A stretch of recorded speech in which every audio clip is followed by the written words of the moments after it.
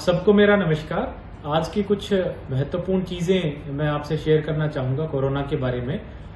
साथियों, एक तो बेड अवेलेबिलिटी आजकल जब से कोरोना की दूसरी वेव चली है तब से काफ़ी बड़ा एक कंसर्न बनती जा रही है। काफ़ी सारी समस्या इसमें आती जा रही है। आज अगर मैं 26 अप्रैल की बात करूं तो आज की डेट में हमारे जिले में 443 जो है वो ऑक्सीजन बेड्स हैं, नॉन आईसीयू ऑक्सीजन बेड्स, और उसमें लगभग 10% हमारी वैकेंसी है, 90% ऑक्यूपाइड है। जहां तक आईसीयू बेड्स की बात करूं तो सिचुएशन थोड़ी सी गंभीर है। इसमें हमारे पास 183 बेड्स हैं और इनमें से 176 ऑक्यूपाइड हैं, यानी 5% ही अवेलेबिलिटी है, 95% ऑक्यूपाइड है। शुरू में कल्पना चावला मेडिकल कॉलेज में हमारे 40 आईसीयू बेड्स थे सिर्फ, उसको बढ़ा करके आज की डेट में हमने 56 कर दिए हैं और आने वाले समय में इनको 100 आईसीयू बेड्स हम कोशिश करेंगे कल तक या मैक्सिमम परसों तक बढ़ा के हम कर दें। प्रशासन की तरफ से कोशिश रहेगी कि बाकी 1-2 जगह और आइडेंटिफाई करके हम वहां पे ऑक्सीजन बेड्स टेम्परेरी तौर पे लगवाएं ताकि ऑक्सीजन बेड्स की किसी भी तरह की कमी ना आए। इसके अलावा जहां तक मैं ऑक्सीजन अवेलेबिलिटी की बात करूं तो इसके बारे में जो जिले की स्थिति है वो बिल्कुल संतोषजनक है। किसी भी प्राइवेट अस्पताल में या सरकारी अस्पताल में ऑक्सीजन की कमी नहीं है और इनफैक्ट प्रशासन की पूरी कोशिश है कि काफ़ी पहले जब ऑक्सीजन समाप्ति की तरफ आए उससे काफ़ी पहले ही वहाँ ऑक्सीजन की डिलीवरी कर दी जाए।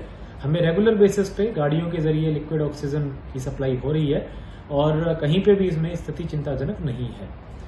रेमडेसिविर के बारे में मैं विशेष रूप से बताना चाहूँगा। काफ़ी सारे लोगों के तरफ से रेमडेसिविर की बहुत सारी फ़ोन कॉल्स और एक पैनिक की स्थिति आती है। तो इसमें आज मैंने सभी पॉलिटिकल पार्टीज़ के जो प्रतिनिधि हैं उनसे भी चर्चा की थी, हमारे करनाल के जो जनप्रतिनिधि हैं उनसे भी चर्चा की कोविड के विभिन्न मुद्दों पे, और विशेष रूप से रेमडेसिविर के बारे में बताया कि रेमडेसिविर की जो सप्लाई है वो डायरेक्टली हॉस्पिटल्स को, उनके जो मेडिकल स्टोर्स हैं उनके थ्रू सरकार के द्वारा की जाती है। लेकिन फिर भी देखने में आता है कि काफ़ी सारे प्राइवेट हॉस्पिटल्स और डॉक्टर्स पेशेंट्स को प्रिस्क्रिप्शन दे दे के बाहर भेज रहे हैं रेमडेसिविर लाने के लिए। चूंकि इसकी सप्लाई बाहर मार्केट में अवेलेबल नहीं है और डायरेक्टली गवर्नमेंट कंट्रोल्ड सप्लाई है, इसलिए ऐसा करना बिल्कुल गलत है।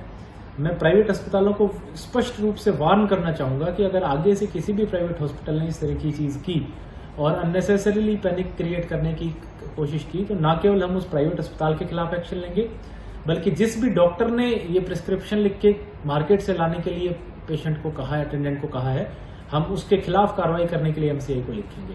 तो मैं बिल्कुल स्पष्ट कर दूं कि कोई भी प्राइवेट अस्पताल रेमडेसिविर का और को ओवर द काउंटर खरीदने के लिए प्रिस्क्रिप्शन दे करके पेशेंट्स के अटेंडेंट्स को बाहर ना भेजे, क्योंकि इसकी सप्लाई रेगुलेटेड है। इससे अननेसेसरी पैनिक क्रिएट होता है। जहां तक कोविड केसेस की बात आती है, 600 से ऊपर केसेस आज हमारे जिले में पॉजिटिव केसेस आए हैं, चिंता का विषय है जो कि, और अब इसको स्ट्रिक्ट रूप से मॉनिटर करने के लिए कुछ एरियाज हमारे ऐसे हैं जहां पे बहुत ज्यादा कोविड केसेस आए हैं। विशेष रूप से सेक्टर 7 और सेक्टर 8 का पार्ट 2, ये 2 एरियाज ऐसे हैं जहां पे लगभग 350 से 400 एक्टिव केसेस अभी हमारे पास है और हमें अंदेशा है कि लार्ज स्केल पे कंटेनमेंट करने की आवश्यकता है, क्योंकि काफी लार्ज स्केल पे कोरोना का स्प्रेड इन क्षेत्रों में हो गया है।